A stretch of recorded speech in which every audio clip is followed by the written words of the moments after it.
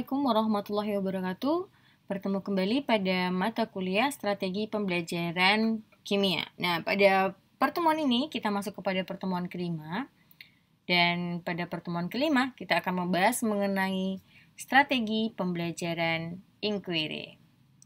Oke, adapun tujuan pembelajaran kita pada pertemuan kali ini yaitu menjelaskan karakteristik pembelajaran inquiry, menjelaskan tingkatan-tingkatan pembelajaran inquiry, menjelaskan jenis-jenis pembelajaran inquiry, menjelaskan langkah pelaksanaan pembelajaran inquiry, serta memahami kelebihan dan kelemahan pembelajaran inquiry. Baik, kita masuk kepada materi kuliah. Yang pertama mengenai pengertian strategi pembelajaran inquiry. Inquiry itu berasal dari bahasa Inggris, yaitu inquiry, yang dapat diartikan sebagai proses bertanya dan mencari tahu jawaban terhadap pertanyaan ilmiah yang diajukannya. Ya. Kemudian inquiry itu pengertiannya merupakan proses yang bervariasi dan meliputi kegiatan-kegiatan mengobservasi, merumuskan pertanyaan yang relevan, mengevaluasi buku dan sumber-sumber informasi lain secara kritis, merencanakan penyelidikan atau investigasi, mereview apa yang telah diketahui, melaksanakan percobaan atau eksperimen dengan menggunakan alat untuk memperoleh data, menganalisis dan menginterpretasi data, serta membuat prediksi dan mengkomunikasikan hasilnya. Nah, begitu kompleks ya pembelajaran inquiry ini. Nah, untuk saudara lebih memahami, kita bahas satu persatu. Ya, ini dari segi pengertiannya. Kita bahas satu persatu mengenai pembelajaran inquiry ini sesungguhnya seperti apa, sehingga saudara lebih memahami sebenarnya apa itu pembelajaran inquiry. Baik, kita masuk pada karakteristiknya dulu ya. Yang pertama, karakteristik pembelajaran inquiry, yaitu yang pertama, inquiry menekankan kepada aktivitas siswa secara maksimal untuk mencari dan menemukan. Nah, di sini karakteristik utamanya itu siswa diminta untuk mencari, ya, mencari dan menemukan. Di mana di sini siswa itu ditempatkan sebagai subjek belajar, sehingga mampu menemukan sendiri inti dari materi pelajaran tadi. Jadi, siswa itu ditempatkan sebagai yang namanya subjek belajar. Jadi, dia diminta untuk menemukan sendiri pengetahuannya, mencari dan menemukan sendiri. Nah, otomatis di sini juga guru nggak hanya nyuruh aja, tapi juga mengarahkan sebagai istilahnya itu fasilitator dalam prosesnya. Selanjutnya, yang kedua, yaitu seluruh aktivitas yang dilakukan siswa diarahkan untuk mencari dan menemukan jawaban sendiri dan sesuatu yang dipertanyakan. Nah, aktivitas siswa tadi ini ya, itu harusnya diarahkan oleh seorang guru agar siswa tadi dapat istilahnya itu memiliki sikap percaya diri atau self belajar ya.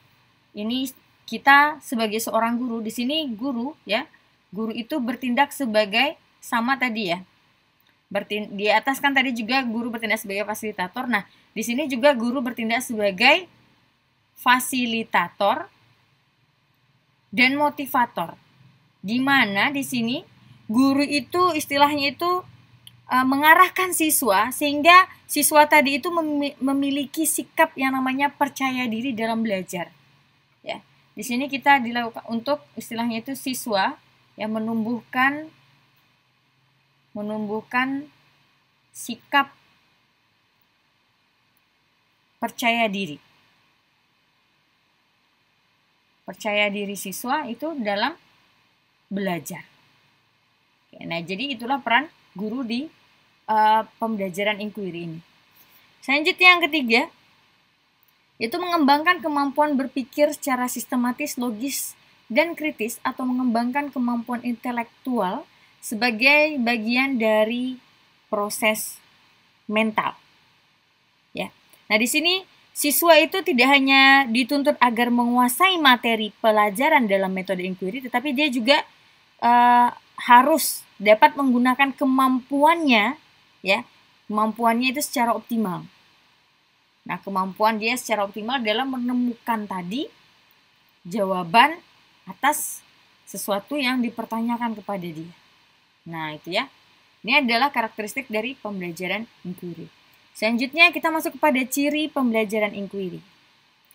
National Science Educational Standard atau NRC menyatakan 5 ciri esensial dari inquiry, yaitu yang pertama, siswa tertarik pada pertanyaan-pertanyaan yang berorientasi ilmiah. Nah, pertanyaan-pertanyaan berorientasi ilmiah itu berpusat pada objek ataupun organisme ataupun peristiwa-peristiwa alam. Itu biasanya memang seperti itu. Jadi siswa itu lebih kepada senang terhadap pertanyaan-pertanyaan ilmiah yang berkaitan dengan alam karena mereka melihat sendiri kenyataannya.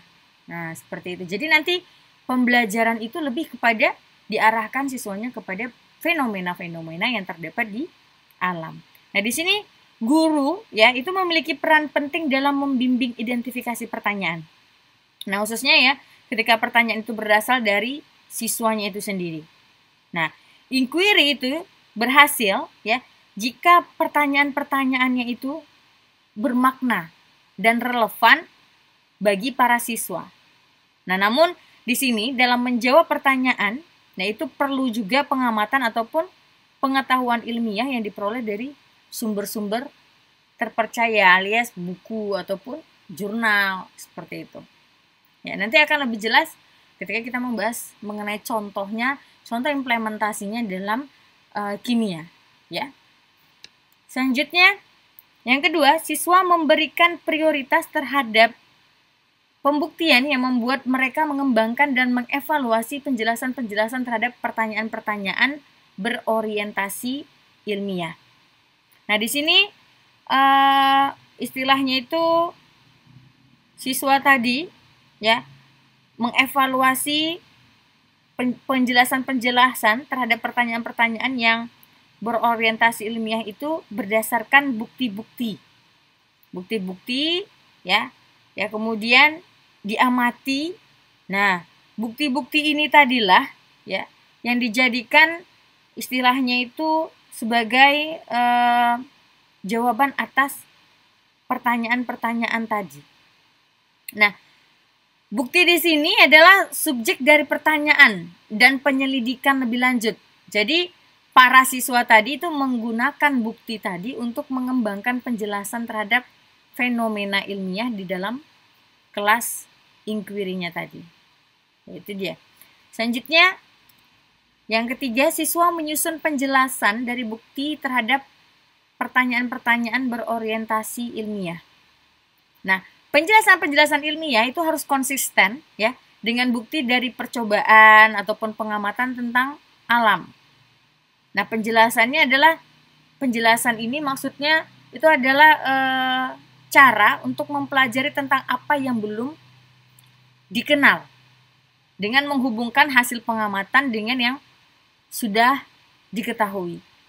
Nah, jadi bagi para siswa di sini ya, mereka membangun ide-ide baru di atas pemahaman siswa. Ya, ide-ide baru di atas pemahaman yang sekarang. Gitu. Seperti itu ya. Selanjutnya yang keempat, siswa mengevaluasi penjelasannya berdasarkan penjelasan-penjelasan alternatif, khususnya yang merefleksikan pemahaman ilmiah. Nah, penjelasan-penjelasan alternatif itu mungkin ditinjau ulang ya setelah para siswa itu berdiskusi.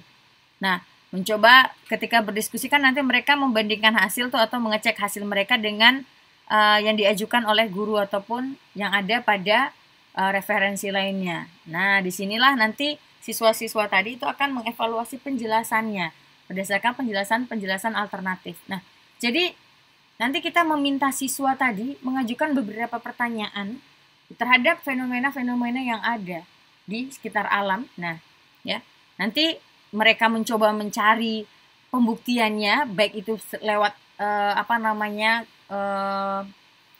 sumber-sumber referensi. Nah, mereka juga harus istilahnya itu melaksanakan yang namanya pembuktian, baik itu melalui praktikum ataupun percobaan. Nah, nanti hasilnya yang mereka buat itu tadi penjelasan terhadap pertanyaan-pertanyaan tadi itu, ya itu mencoba dievaluasi lewat yang namanya penjelasan alternatif yang bisa diperoleh dari guru ya ataupun sumber lainnya. Nah, biasanya sumbernya itu ya guru ya, yang karena gurulah nanti akan meyakinkan tentang apakah penjelasan yang dibuat oleh siswa tadi itu benar atau tidak. Nah, selanjutnya siswa berkomunikasi dalam menilai penjelasan yang mereka ajukan. Nah, mengkomunikasikan penjelasan ini itu guru di sini ya meminta siswa untuk berbagi pertanyaan. Nah, di sini akan membuka kesempatan kepada siswa lain untuk bertanya dan memeriksa bukti ataupun menyarankan mungkin beberapa penjelasan alternatif dari pengamatan yang sama-sama mereka lakukan. Karena kan nanti ini dibagi kelompok misalnya, dibagi kelompok. Nah, kadangkala penemuan antara satu kelompok dengan kelompok yang lain itu akan berbeda sehingga penjelasan terhadap suatu pertanyaan itu juga akan berbeda. Nah, hal ini juga akan istilahnya itu penjelasan-penjelasan tadi ya yang diperoleh dari kelompok lain tadi yang mungkin mereka akan bertanya ataupun menyarankan beberapa penjelasan lainnya itu akan dapat memecahkan kontradiktif ya ataupun memantapkan argumen mereka secara empiris seperti itu. Nah, inilah ciri dari pembelajaran inquiry. Nah, selanjutnya kita masuk pada prinsip pembelajaran inquiry. Prinsip pembelajaran inquiry itu yang pertama berorientasi kepada pengembangan intelektual. Nah, tujuan utama ya dari pembelajaran inquiry itu adalah pengembangan kemampuan berpikir. Yang mana kemampuan berpikir tadi itu berorientasi kepada yang namanya proses belajar.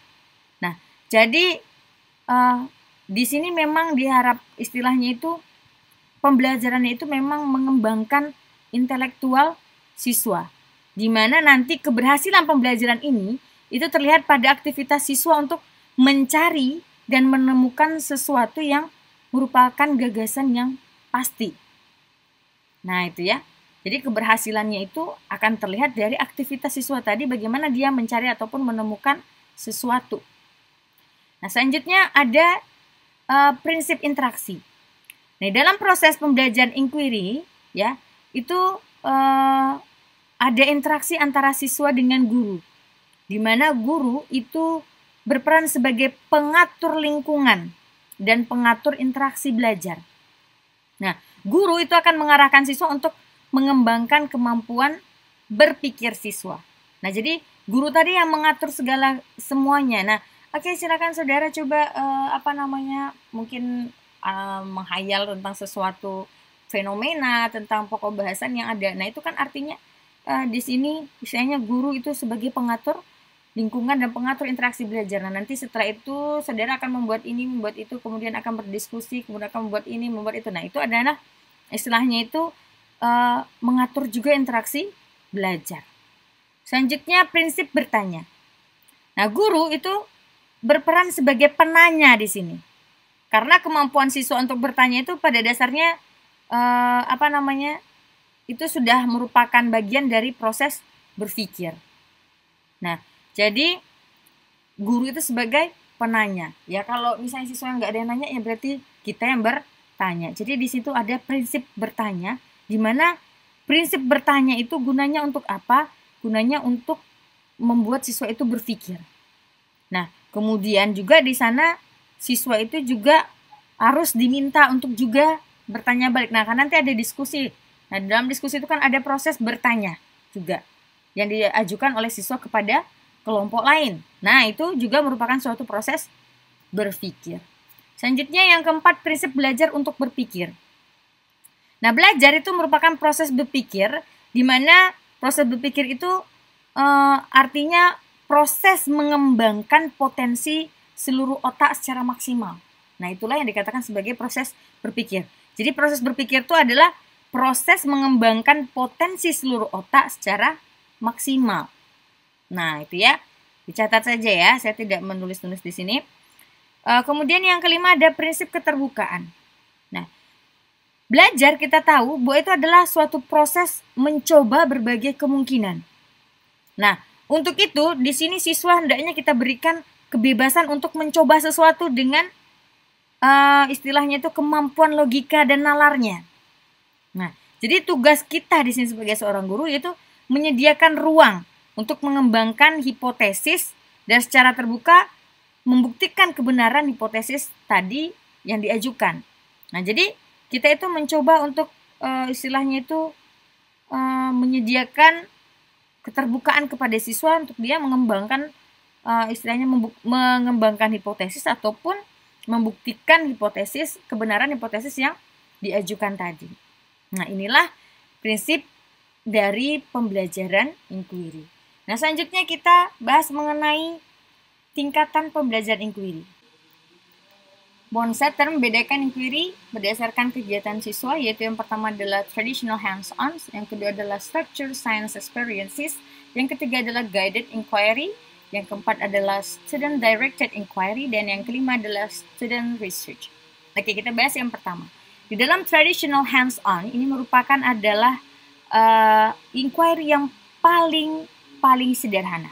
Di mana di sini ya, ini lebih kepada istilahnya itu praktikum, lebih pada praktikum, di mana praktikumnya tadi itu ya seluruh keperluannya itu mulai dari topik sampai kesimpulan yaitu disediakan oleh guru. Nah, di sini karena semuanya disediakan oleh guru dalam bentuk apa? Dalam bentuk yang namanya ada buku petunjuknya. Jadi dalam melaksanakan praktikum ya, itu ada buku petunjuk yang disediakan oleh guru. Jadi semua prosesnya tadi ya siswa tinggal mengikuti langkah-langkah yang ada pada buku tadi. Ya, seperti itu. Yang kedua ada structure science experiences.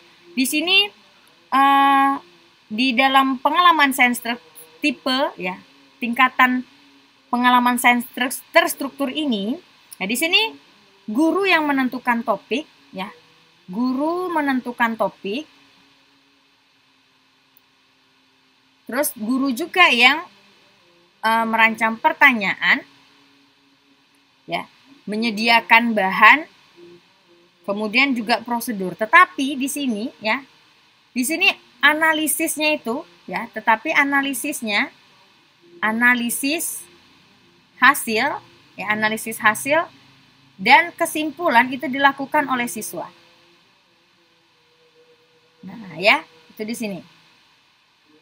Dilakukan oleh siswa. Nah, kalau di dalam tadi di sini traditional hands-on itu keseluruhannya itu sudah diatur oleh guru. Sehingga sampai ke hasil dan kesimpulan pun sudah diarahkan oleh guru di sini. Dengan buku tadi, buku petunjuk praktikum. Nah, kan suka ada tuh ya kalau di kesimpulan kan berdasarkan percobaan kita ketahui bahwa misalnya ya ada percobaan mengenai asam basa.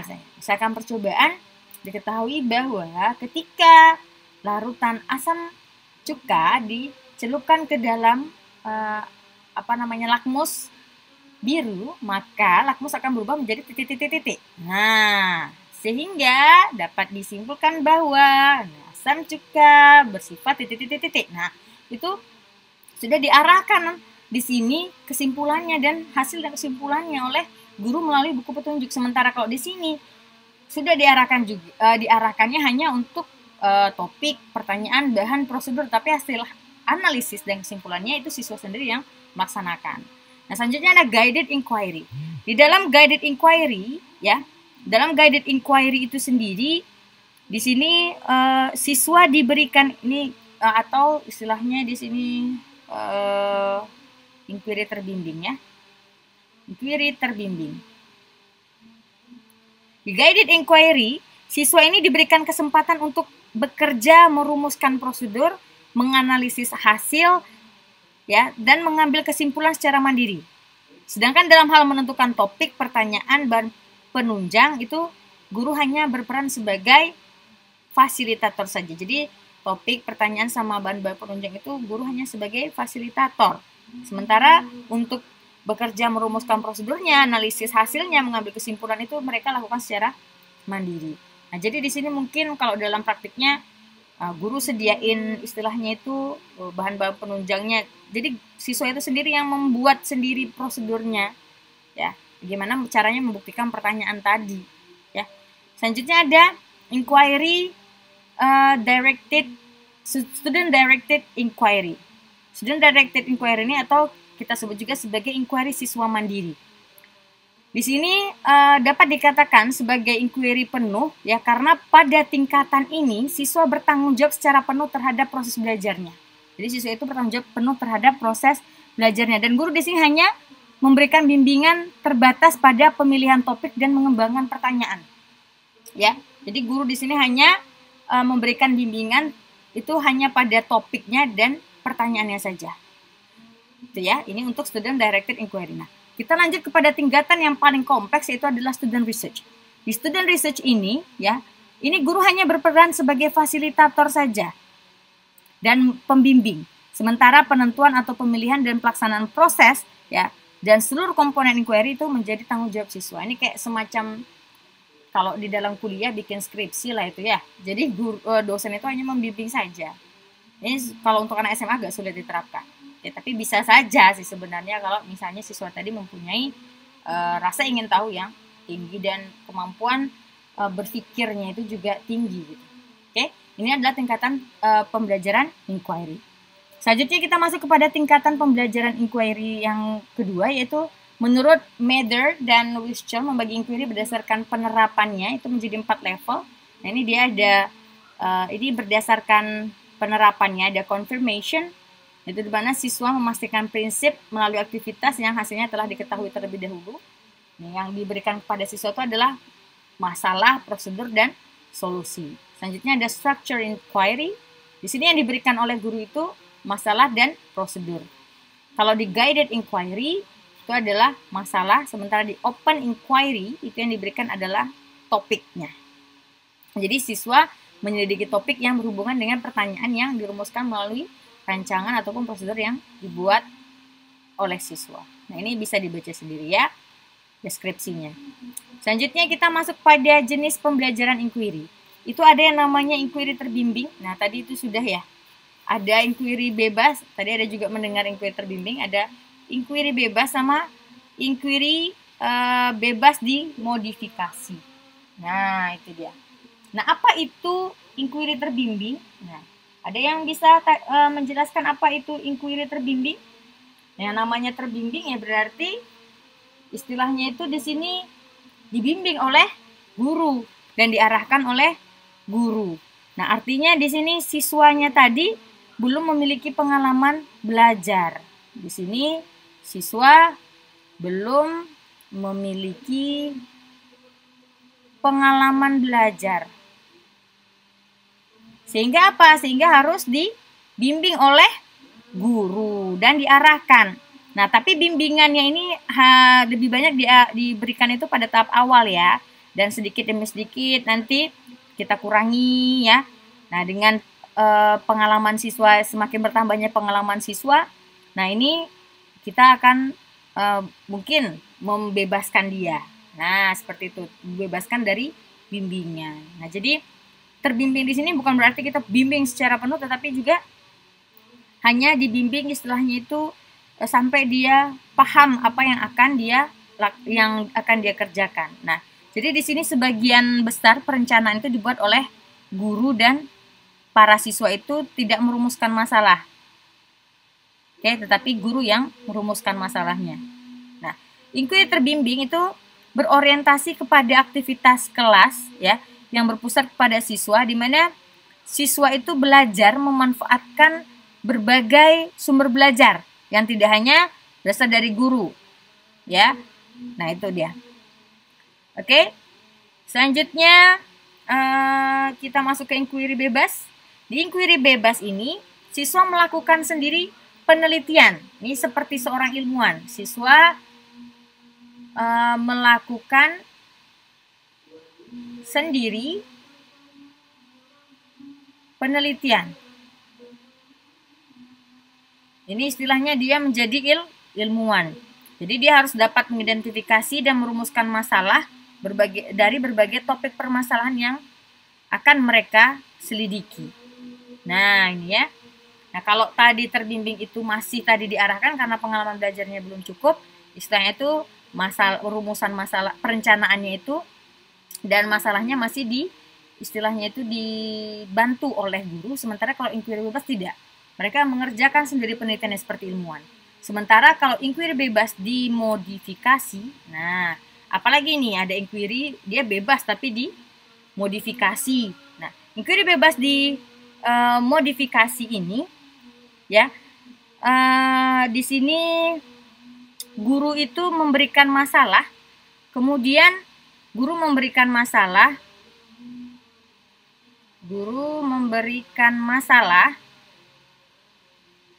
kemudian siswa tadi diminta untuk memecahkan masalah tadi. Nah, gitu ya. Jadi siswa tadi diminta untuk memecahkan permasalahan tadi itu melalui yang namanya pengamatan,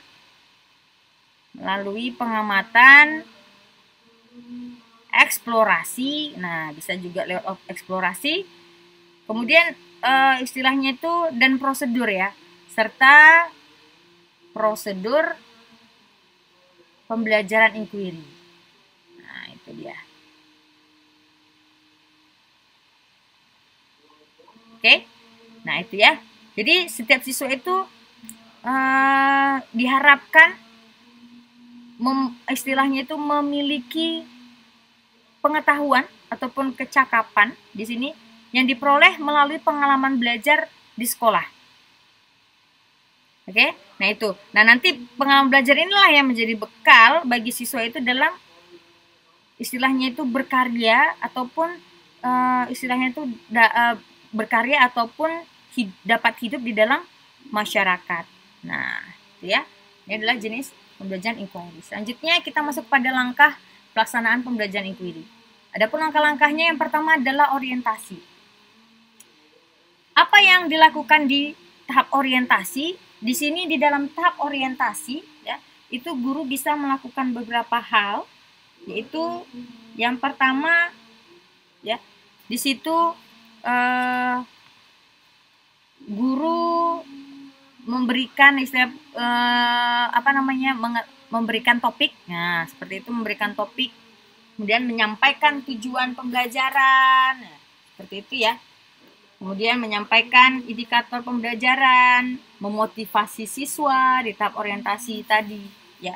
Kemudian juga istilahnya itu di sini pada tahap ini juga ya, siswa tadi kita istilahnya itu mencoba memberikan ketertarikan terhadap topik yang akan kita kaji.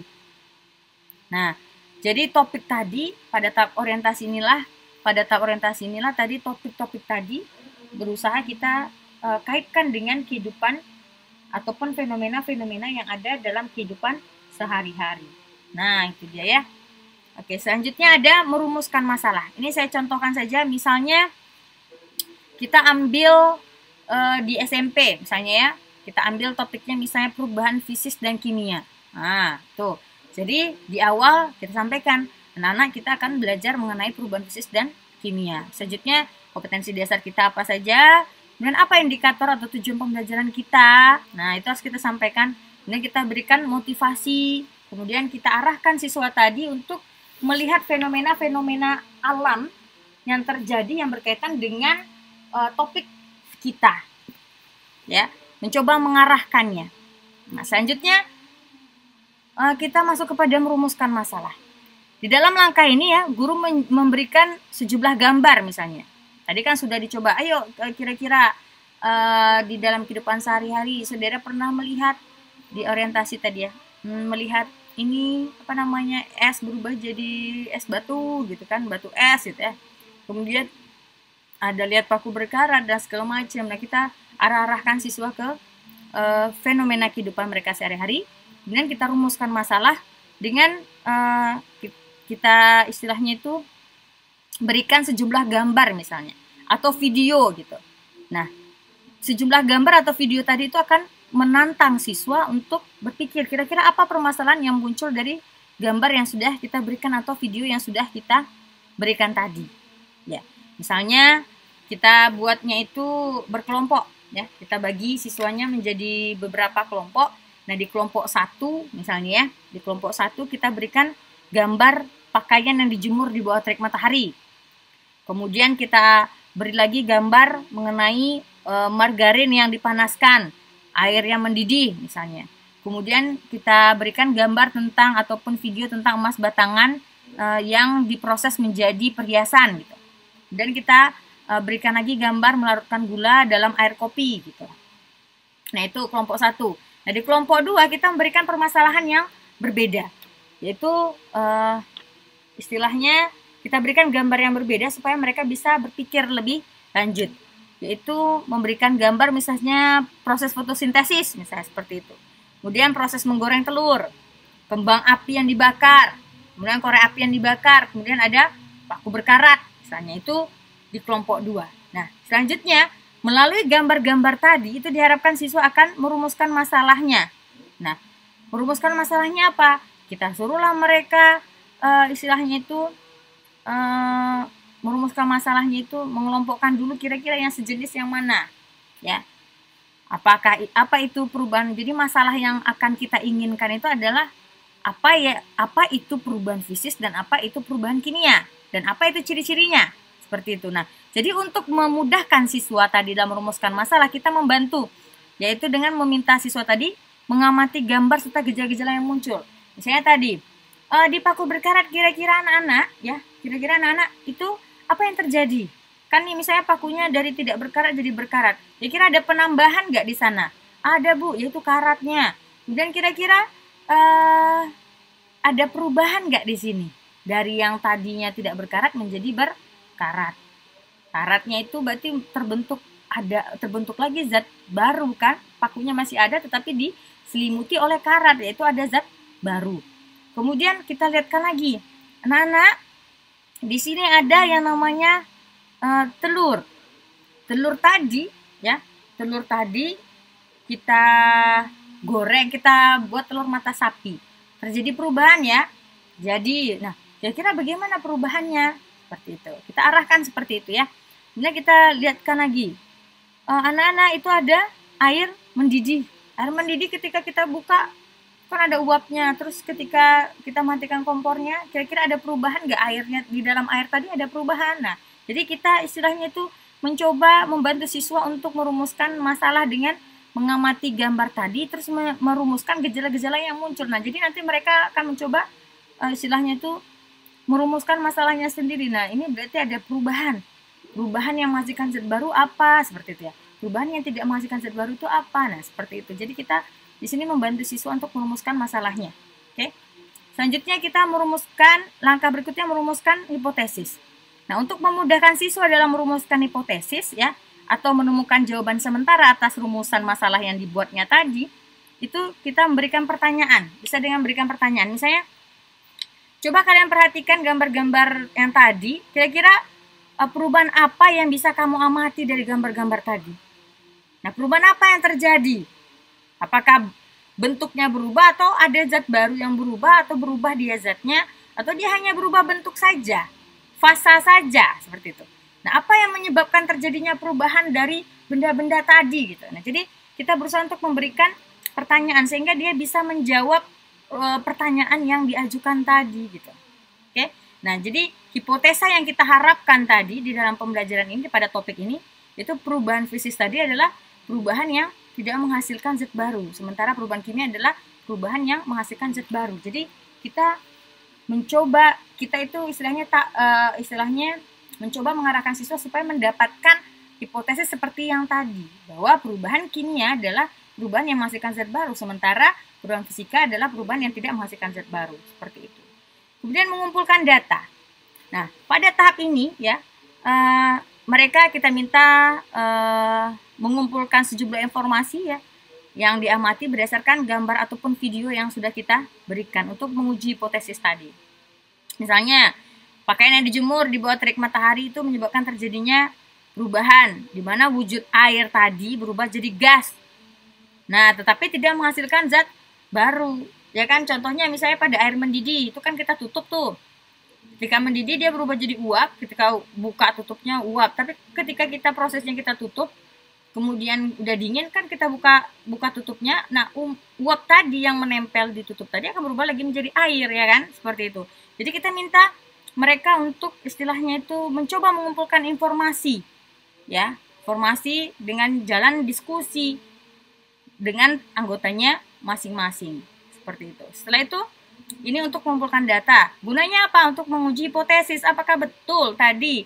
Kan rumusan masalah kita tadi apa itu perubahan fisika, apa itu perubahan kimia ya. Kemudian ciri-cirinya apa? Nah, kemudian hipotesis kita tadi kan sudah kita buat bahwa perubahan fisika itu perubahan yang tidak menghasilkan zat baru, sedangkan perubahan kimia itu perubahan yang menghasilkan zat baru. Jadi kita uji hipotesis berdasarkan tadi data yang sudah dikumpulkan dari hasil pengamatan mereka terhadap fenomena yang sudah kita berikan tadi, baik dari gambar ataupun dari video yang sudah kita berikan di awal tadi. Selanjutnya mereka rumuskanlah kesimpulan. Nah, berdasarkan pengujian hipotesis tadi, rumuskan kesimpulannya. Kesimpulannya apa yang kita harapkan? Berarti siswanya tadi kita harapkan kesimpulannya ya, itu bahwa perubahan fisika itu adalah perubahan yang tidak menghasilkan zat baru. Apa tandanya, ciri-cirinya? Yaitu tidak ada hanya terjadi perubahan wujud, bentuk, ukuran ya, pelarutan. Nah, jadi guru istilahnya itu bisa juga menambahkan di sini. Nanti ketika sudah merumuskan kesimpulan, kita juga guru bisa menambahkan hal-hal mungkin yang kurang di merumuskan kesimpulan yang dibuat oleh siswa tadi. Selanjutnya apa kesimpulan yang kita harapkan lagi? Berarti perubahan kimia itu perubahan yang menghasilkan zat baru. Apa tandanya? Ciri-cirinya yaitu terjadinya perubahan warna, ya terjadinya penyerapan ataupun pelepasan energi, ya.